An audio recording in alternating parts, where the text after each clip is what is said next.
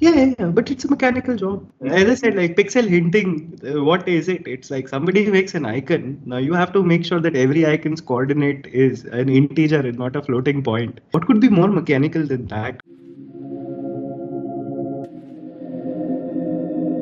This is Audio Gyan, and I am your host, Kedar Nimkar. Welcome to a deep dive into the minds of luminaries from the Indian creative world. This recording was done live at Property Guru UI UX learning sessions. I had the pleasure of having Abhinit Tiwari back with me on Audio Gyan.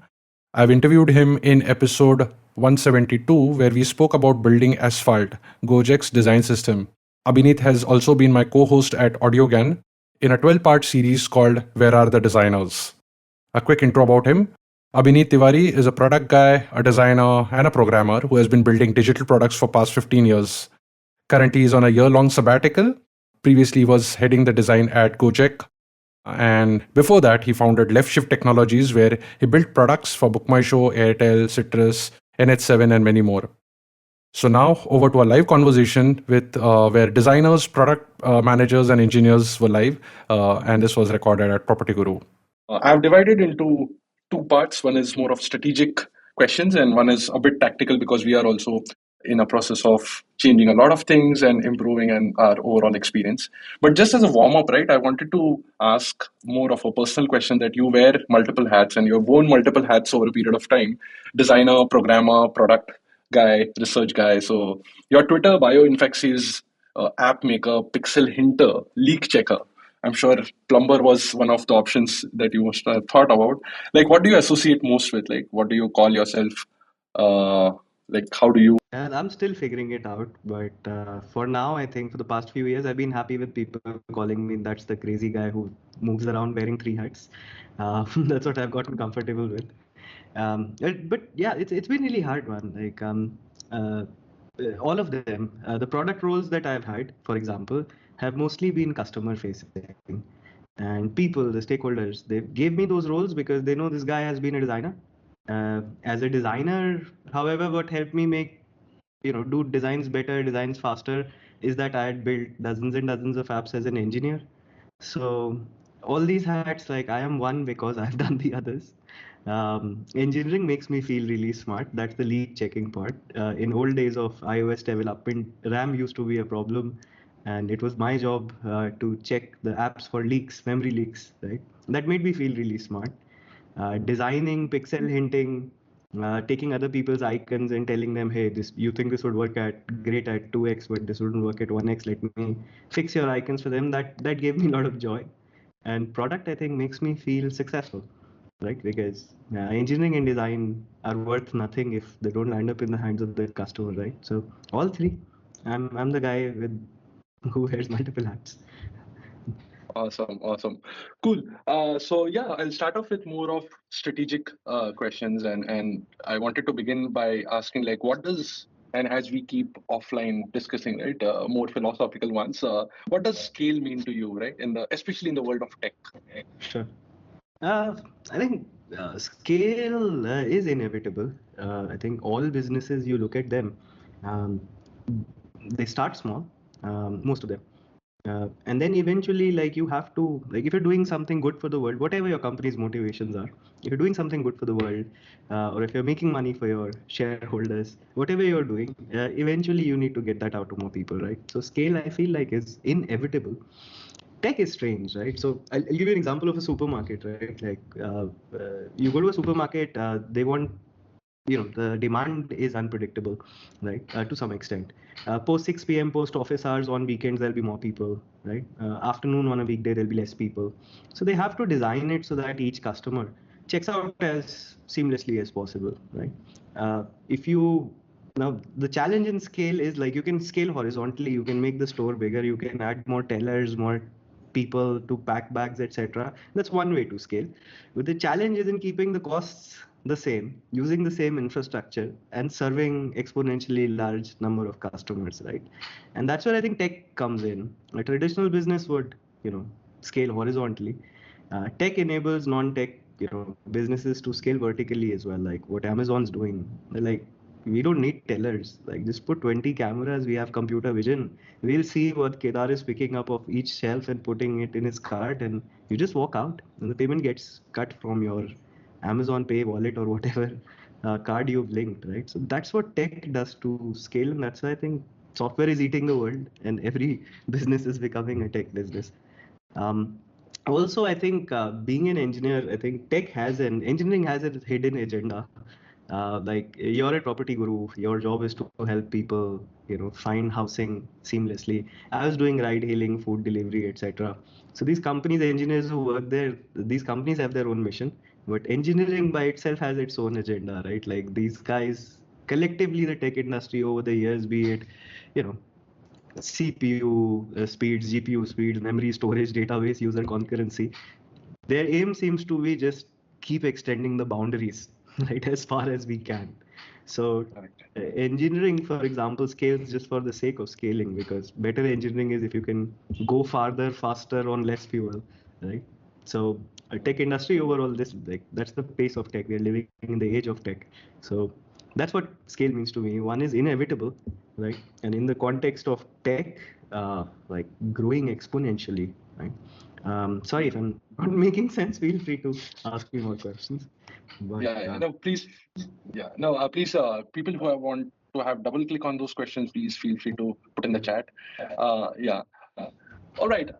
But like then moving to design, right? Where does design sit in? What does designing for scale means, or how does it enable the company, or why even design for scale? Why design for scale? Yeah, I think in tech industry in general, I think scale is one of the buzziest buzzwords, right? Like hyperscale, and everybody celebrates and takes pride in scale.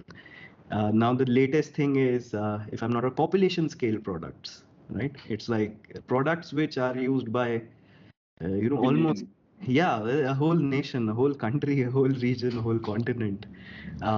So scale, as I said, scale is inevitable, and I've seen what scale does to different departments, and I've had the fortune or misfortune of seeing what scale does to design as well. In the simplest terms, I think design has to keep up with the scale of the company, because I believe design is essential for the company to continue growing, right? So by design for scale, because businesses need to grow. Every department needs to do what it needs to do to make sure the company can onboard more customers, right? However they make their revenue, right? Even in ad-supported businesses, even though the customer is not paying, but you need to grow, right? You need to add more people searching, add more people views, so that advertisers can get in the front. And design has a huge role to play. So growth is probably why. And design, I see it as two separate things mostly. One is how design relates to tech engineering, right? So we are the people who get things done. In the lamest terms, if you don't have a designer, then you don't have a screen. If you don't have a screen, then the engineer does not know what to write. So that's the production aspect of design. That is a necessary individual contributor that you need on the team if you want to push something out.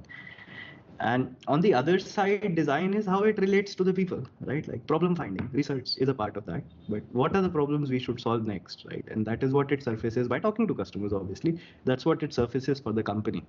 And in both the sides, there are different ways to, there are different challenges for design teams to, when scale hits.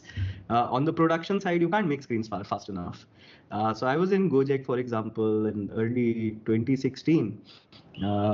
And in a few months, and we were growing gangbusters. Just to give you a sense of scale, like we would grow 10% in terms of new customers coming in week on week, right? So that meant every 10 months we have double the customers, and we kept that insane, unsustainable speed going for almost 2 years. Right? It wasn't 10% towards the end of it, but we were growing gangbusters throughout, and it screwed over both these aspects of design.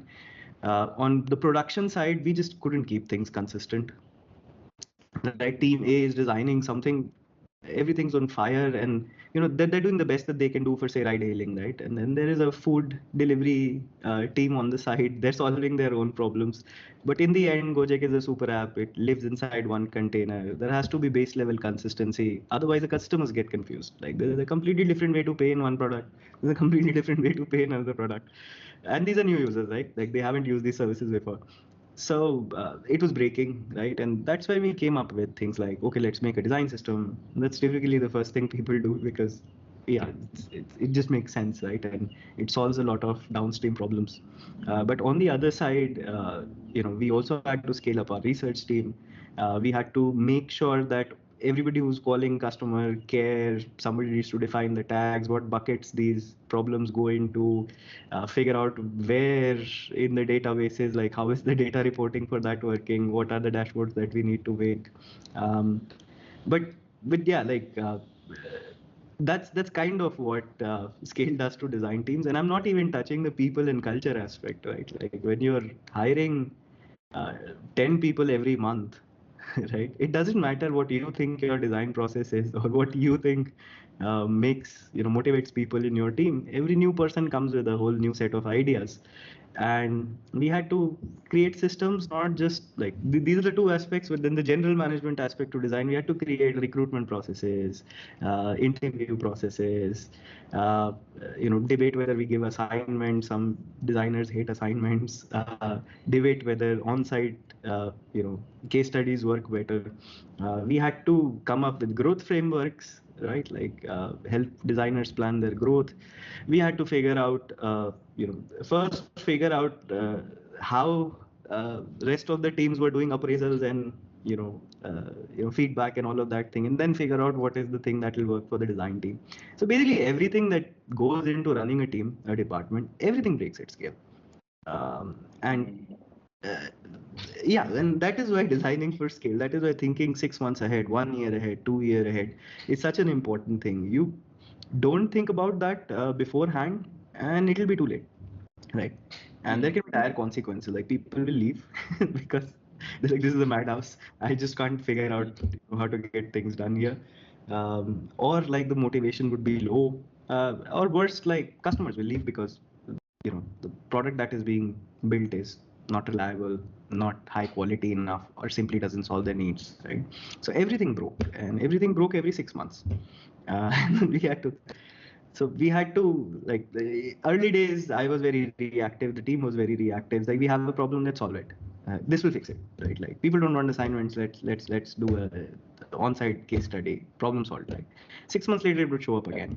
A company has to go through those growth pains to realize the value of processes, to realize the value of systems, to get the confidence to plan in 3 or 5 year terms. Right? None of us had it, and that's what scale kind of teaches us, right? And the job is not done, man. Last week I was with some McKinsey folks talking about design, and they were sharing some numbers. It's McKinsey, I guess we can trust them somewhat. But they were saying like at least 50% of design teams in companies, they don't track design and experience and measure it anywhere as rigorously as they say do revenue and costs, right? At least 40% of companies, this is the glaring stat, 40% of the companies that they talk to do not talk to customers at all during the process of product development, right? No customer was, right? And I asked them the second question. It's like, how many of these companies are small? Like, what kind of scale are you talking about? Are these small companies? Are they big companies? And I was surprised. They said, no, we only talk to big companies. Right? So these are huge companies. And the reason why they're having these problems is probably they couldn't figure out how to keep up with, because it's easier to design for 20, 30,000 people, right? But when you're talking population scale, there have to be some really robust systems and processes in place, and people who've probably done it before, or people who are smart enough to figure out how do we keep up with this much customer feedback coming from all corners, right? How do we prioritize? So yeah, the scale breaks everything, and it's important to market for scale, to engineer for scale, to design for scale, to HR for scale, everything. It's inevitable. You need to prepare for it, man. Yeah, that's very, very insightful. In fact, but like the way you mentioned about engineering sort of tripping on the GPU speed and app size and a bunch of other things, what can design and research trip on? Like, what's that beyond CSAT and NPS score to measure? What metric? I mean, it's a tough one, but what metric typically happens because design and especially design and research have to be like justifying Yeah. that this is what scale will help us. Yeah, I think the first thing is like most of the times, Kedar, whenever I found it hard for, what is it that can motivate design or design can take a trip on in your words, right? Most of the times I find some alignment with the business folks and the engineering folks. Like we are one company, right? So whatever the CEO is tripping on, whatever has been promised to the investors, right? Like that's kind of I try to find what design can trip on within what the rest of the company is tripping on. That's just easier.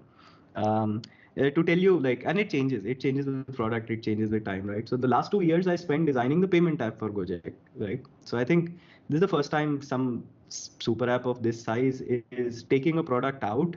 Usually it's just adding products in, right? So this is the first time we are trying to take a product out, a major product, the payments product, and launch it as a standalone app, right? So going against everything the super app thing stands for, right? So last 2 years I spent doing payments, and after a lot of research, talking to people, trying to figure out, like, we had a bunch of metrics, you said it, like CSAT, NPS, time to task, etc., etc., engagement, retention, and the usual product, you know, the metrics are there as well. So we try to think what is the one thing that matters above everything else. And after a lot of research, talking to a lot of people, yeah, for payment specifically, right, for GoPay, what we narrowed down on at the end was speed, right? Like because we were primarily going for P2P transfers and bank transfers, right? And we realized like speed followed by reliability, right? The speed is the biggest thing, right? And I've been in this company for 6-7 years, and we had some numbers on how long does it take, what's the P50, P90 of how long does it take to send somebody money, right? And it's just that that had not been the thing we'd been tripping on for a long time, right? So it had slid down to like 10 seconds, 20 seconds sometimes, which seemed insane, right? It's a so Yeah, 20 seconds is a lot of time. yeah, if 27 seconds is P90, like imagine what the rest of the 10% are. Like, and what is taking 20 seconds there? There are only three questions: who, how much, right? And the third question is from where, if that person has multiple sources of funds, right? So we tripped on speed. Like that was our North Star for design specifically. Let's make a product as fast as possible to send money to somebody, right? Can we make it 1 second, right? And we failed. we couldn't make it 1 second, obviously. But yeah, I think the product is launched, and we are under 5 seconds now for payment, Wow. right? And yeah, so that's from payments. For ride hailing, it's completely different, right? Like it's time to pick up is what we were focusing on for the longest time. Although that's again, like that was a shared goal with the team. But that stopped being a goal because as competition heated up, the delivery fee started going up. Companies go public, and then these days, especially, we're in the tech winter, people need to worry about how are we making money. So once that became a target, then we started focusing more on how do we reduce costs, right? Without reducing driver incomes, obviously. So that became a thing which the whole product team again was tripping on. And then there are some design specific goals, man, which nobody really cares about, like accessibility, for example, right? It's very difficult to relate it directly to the top line and bottom line of the company. But that's something I think it's part of design ethics to make sure that your product is accessible to everyone. So that was kind of an internal goal that we track. And we try to make sure that our product is WCAG 2.1 AA compliant, or whatever standard we end up following till the end. So then there are those things, but there's no dearth, man. Like a group of motivated people who enjoy each other's company and are within the framework of an organization. I think they'll never fail to find something to trip on. like there's a deeper problem if you can't find something which you can get excited about reducing by a factor of 10, like that. So many things. Yeah, absolutely. In fact, for us, speed is, I mean, because we are in a very different kind of a domain, I think trust is one of the important factors for us, right? Like just how trustworthy the house which I'm venturing into, or at least I'm generating a lead for, is the most important. So how do you build trust on that page? How do you build trust on the agent that you're going to connect with? I think that's one important thing which we are kind of tripping on. Yeah. So moving on, like how, like what is the role of say design and research in this entire piece, right? Like you mentioned that uh, a research and design team can generally carry forward what the management has or what the leadership or the investors are interested in. Now, if we want to make money, we align ourselves there. If we want to make build trust, we align ourselves to that, right? And within us, there will be internal goals like accessibility or designing a scale and so on and so forth, or shipping speed to be faster. Uh, but then how do we align? I don't know how to frame this, but it's like what's the incentive for then the design and research team to align with the company's goal apart from working? Bigger increments. Sorry, just joking, half joking, right? Being part of any company, like the literal taking the incentive literally, right? Like every department has to contribute to the top line to the bottom line of the company, right? This is the simplest terms I can put it in, right?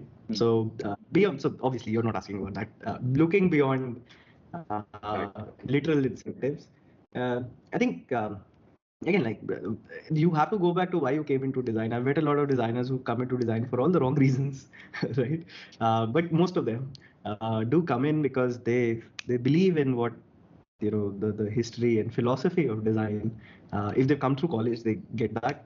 If like half of the designers in South Asia, Southeast Asian design industry are actually from engineering, right? Like me. So about 50% were engineers in some capacity. Right? Sorry, digressing there. But yeah, like designs, the only thing that's important about design, I don't know who said this, is how it relates to the user, right? So I think the best place to look for incentives is like if you do like aligning to business is not an option, but if you want other motivation, other incentives, then looking at how are you making the world a better place by solving the customer problems, that's probably the area where most amount of long-lasting motivation and incentive can come from, right? Like it gives me a lot of joy to see so many millions of people using my products, right? It gives me joy even when they complain about my product, right? So seeing smiles on their face, if you need the highest level incentive, seeing my customers smile and say, I can sense that the people who built this product behind this product had joy in building this, right? And them feeling that joy, that's the most magical feeling, right? But not to get too philosophical, coming back to the main track, design and research's role in scaling. As I already said, like design, research is more important, I would say, as you scale, because I've seen, when companies are in earlier stages, and most of the companies, like you will not enter a market where there are no players. Like that's rare. Like most of the time there are incumbents. So when you start off, like for example, if you want to make a WhatsApp killer today, right? Messaging was new in 2005, right? Today, messaging, like the minimum viable product of a messaging includes a ton of features. You can't ship a messaging app without copy and paste today, like Apple did, in iOS 1. That will just not sell. Those have become basic needs, what used to be luxury, right? So for smaller companies, the roadmap in a large extent could come from just competitor research, right? And you will take time to build that. But when you hit scale, the biggest problem is you run out of problems. You run out of simple problems, right? And then the problem becomes, what's the next big problem to solve?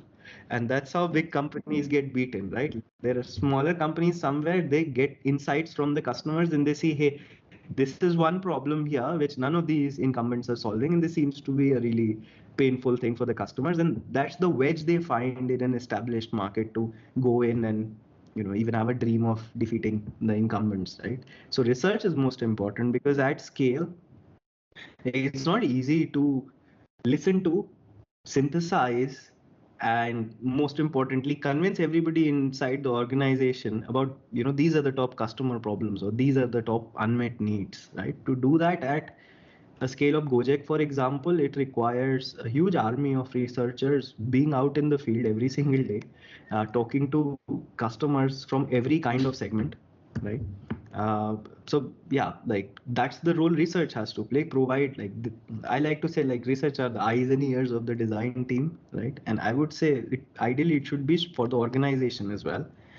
Of course, there are some things like in Property Guru as well, I'm pretty sure. Like there'll be an operations team, there'll be sales teams, there are other teams, other departments which talk to customers on a fairly regular basis, right?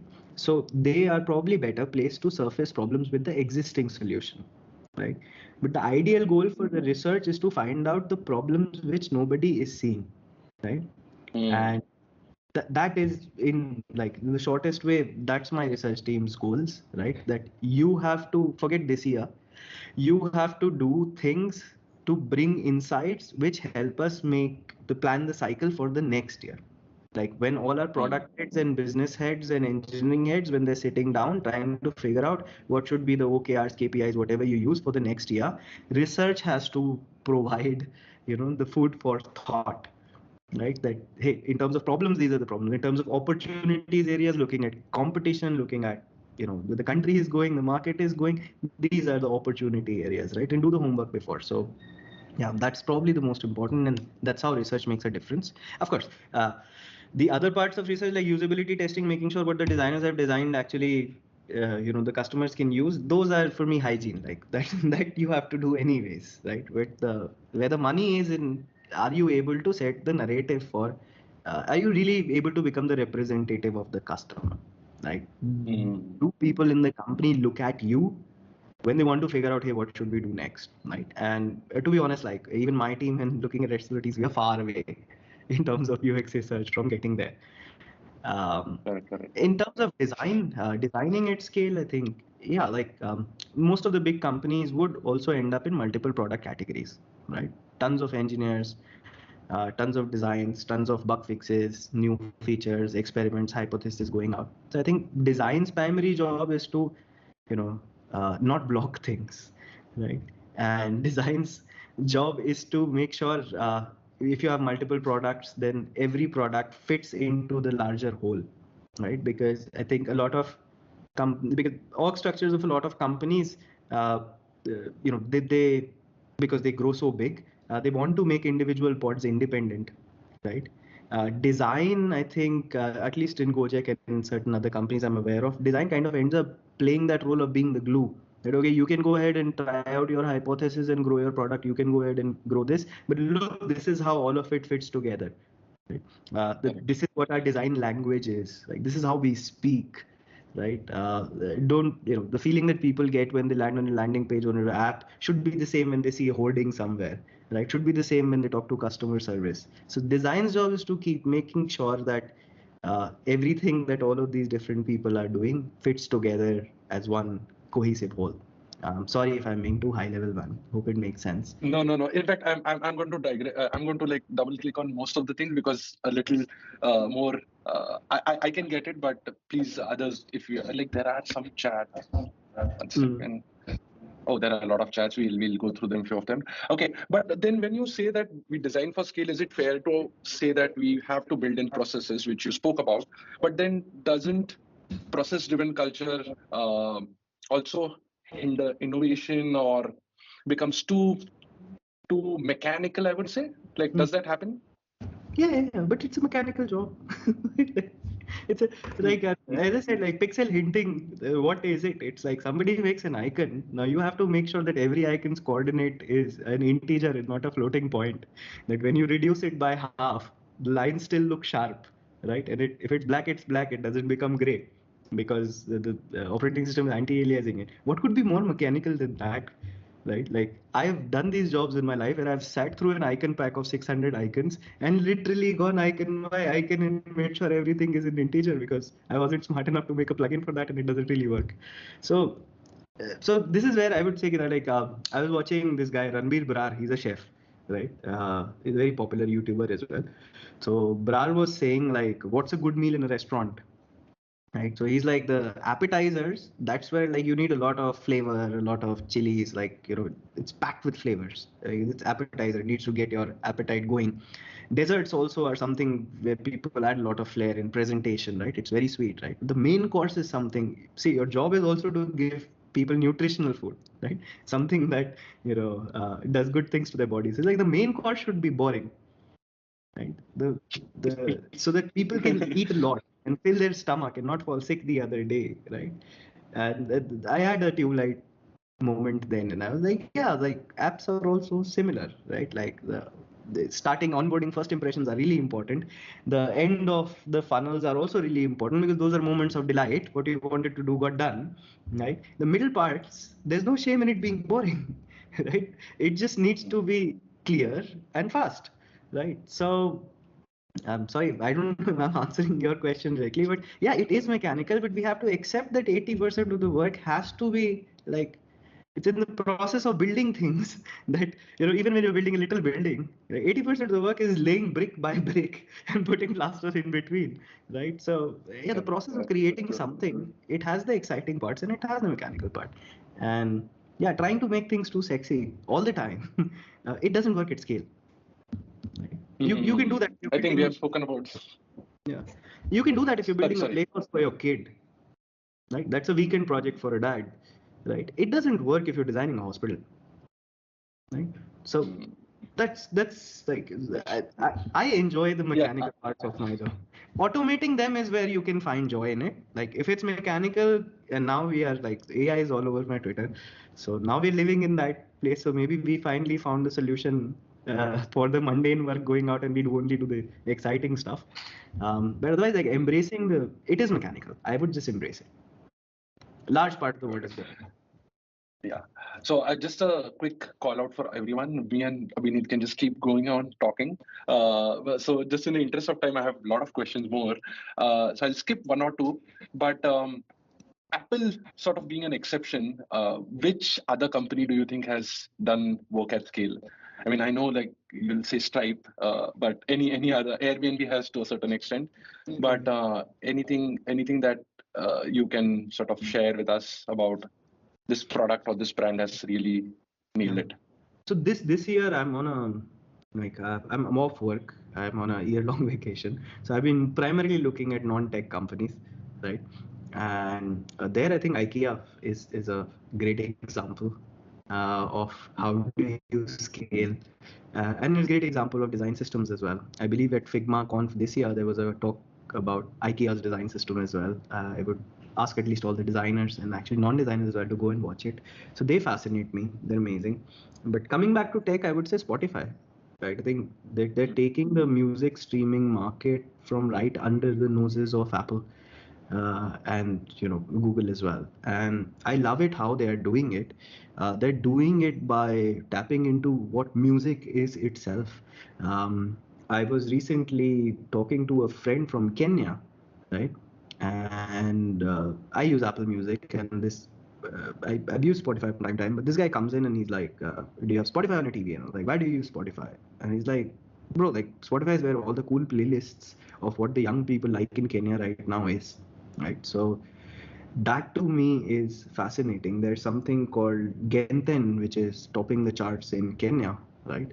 Apple simply hasn't been able to scale their research to this extent. They're on top of what's trending in young people in all the markets that they're in, and Spotify is doing that. And if you do that, then the nature of entertainment and music is such that wherever the cool content is, that is where people will go, right? So yeah, I think they're doing a brilliant job, and even on a technical design aspect, I think Spotify has done pretty well over the last 5-6 years. One thing which I love about them is, I don't know, you folks can Google. They used to have a design system called Glue, right? Way back when.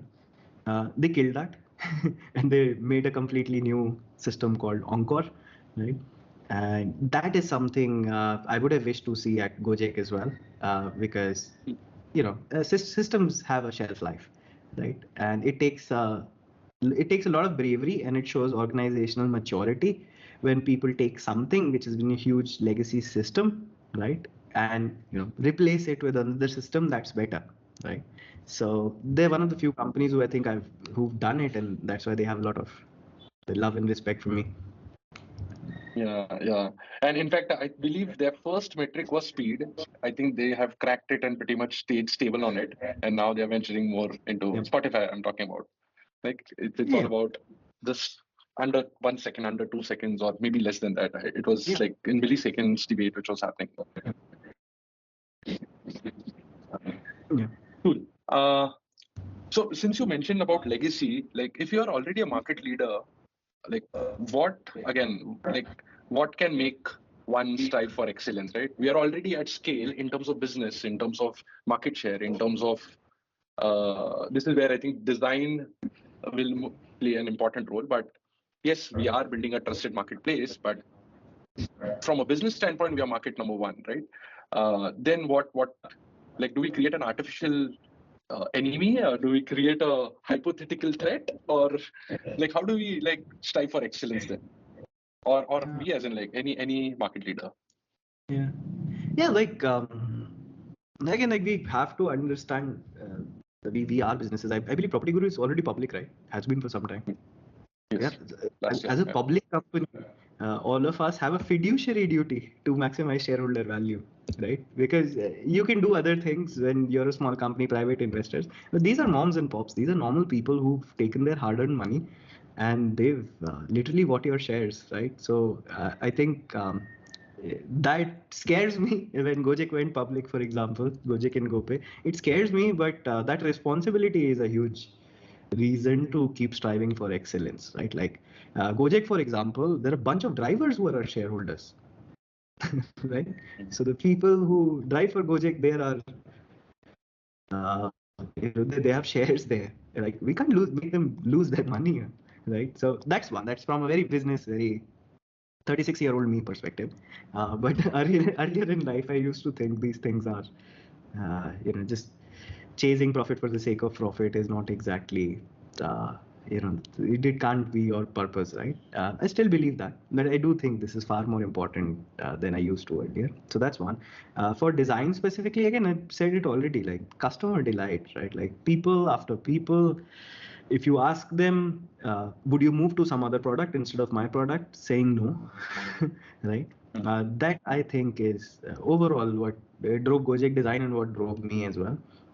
At a micro level, these things can be anything. It can be I want to make the fastest payment app ever, or I want to, change the way people find houses or look for houses, right? I want to take all the pain out of it. The thousand reasons which you can come up with. I think the best reason is something which which gets most of your team to wake up in the morning and look forward to coming to office, right? So they're microcultures and teams. So whatever motivates most people, and I don't think like getting at scale actually, I felt I find more reasons, because now every time I make something faster, something easier, something more delightful, I know like this will go out to every single island, every single district of this fourth largest country in the world at least, and to some people in Singapore too.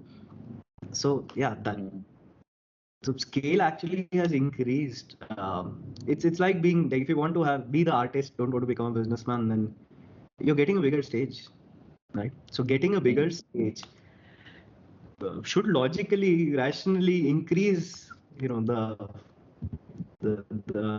wish to give your best performance, right?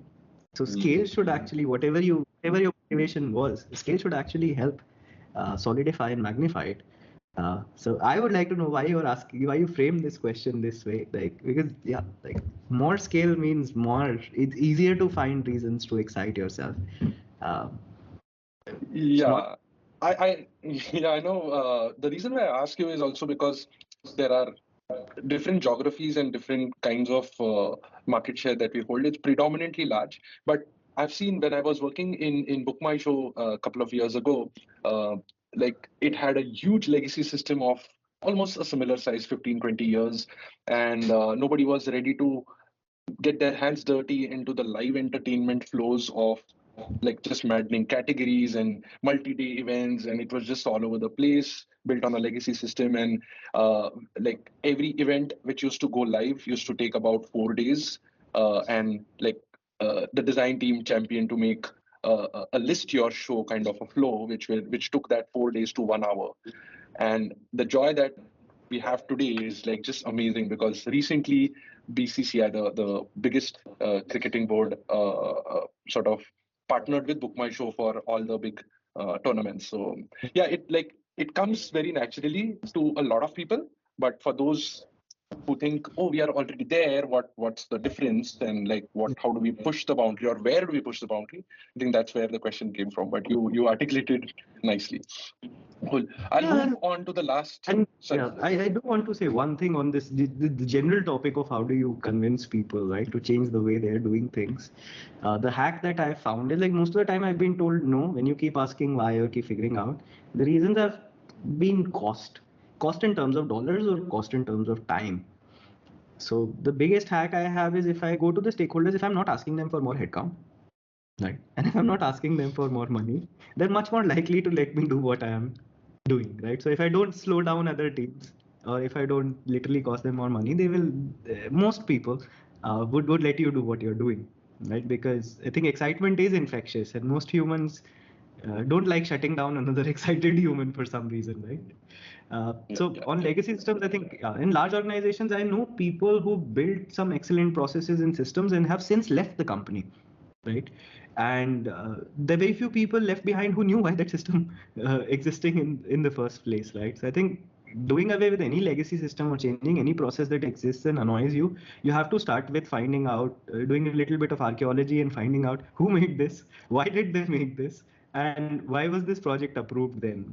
And most of the time you're like, this exists so that we don't, like, processes exist so that you don't screw up, right? So that people don't accidentally, like, you build rails on a roof so that kids don't fall off, right? But instead of building a railing, if you build a wall and you block everybody's view of the scenery, right, it becomes annoying. So you have to understand why was something done first, make sure those goals are preserved, try not to ask for much in return that you're changing them, do it anyways. And then if you show people that, hey, we didn't follow the process, we did something else, but look at this, the metrics you cared for are still the same or better, and time or cost is lesser, most people would be willing to change processes. And we do that with government. We do that with, like, armies change their processes and policies. So a lot of organizations do, and there's a change management process also. If you read that literature, this is what comes out, right? Sorry. Got it. No. This is in fact great because like my last two questions were like a segue to those questions itself, and which the team had asked. So Minaka and my team had asked. Like, we are in the process of improving our design system, so which we hope will help us scale. So, who could be like the key stakeholder, right? And then how do we? Actually, I'll just keep it for now. Who could be the stakeholder, and then I have a follow up on that. Sure. Key stakeholders. So, like, I think you already know everybody is a stakeholder in design systems because everything goes through that. Key stakeholder, I would say, my personal choice is somebody in engineering, right? Because design is important. I love design to death, but engineering makes design real, right? And I've seen people in my team break the design system and still do designs which meet the customer needs. It's possible, right? You can see it in, if you use Android or iOS, you can see it within Google and Apple as well. Not all apps follow the design system 100%. In fact, no apps follow the design system 100%, right? Some follow more, some follow less. Like the settings app in Android and iOS is probably the closest we'll get to 100% design system compliant. They have nothing which does not exist in the system, right? Because why? Because design systems, at one level, like, there are design benefits you get from them. Consistency improves ease of use, right? Consistency increases familiarity. Familiarity can be a huge moat, especially for less tech savvy people. They don't want to try out something new. Like, my parents learn how to use apps from me, right?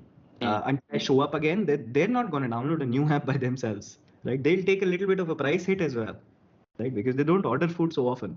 So design has its benefits, which are tangible, and lots of billions of dollars in terms of costs, revenues. But the benefits that design system brings to engineering, that the app will not crash, right? So as I said, like, designers have gone ahead and made a separate, completely different looking app in a different design language, right? And still met customer success. But their crash rates were higher, right? Because you're still writing new lines of code, right? So I think in terms of key stakeholders, if you can get engineering to support and promote reuse, which is part of their core, the education, reuse, polymorphism, inheritance, right? This is what engineers make out. Right? So if you can find engineering to lead a design system, I have seen that those are the design systems which last the longer, get adopted the easiest, get contribution the easiest, right? Because again, this is a design is having its moment now, but design hasn't run large scale open source systems. Engineering has, right? So they know how to set up processes for quality check, processes for contributions. Anybody like there's a the ton of work happening in AI. Any idiot can go, as long as you solve the problem correctly, you can send a a pull request, and if it looks right, they will accept the contribution, right? So sorry for like saying, but I really believe like key stakeholder, if you can make it engineering, that's nothing better than that, right? You can, of course, go for business as well if your design system is going to make a lot of money by making it much faster for you to launch products. But I have found that that process is harder to measure, and it's a lagging indicator. You will know in a year or so, right? But with engineering metrics, you know immediately.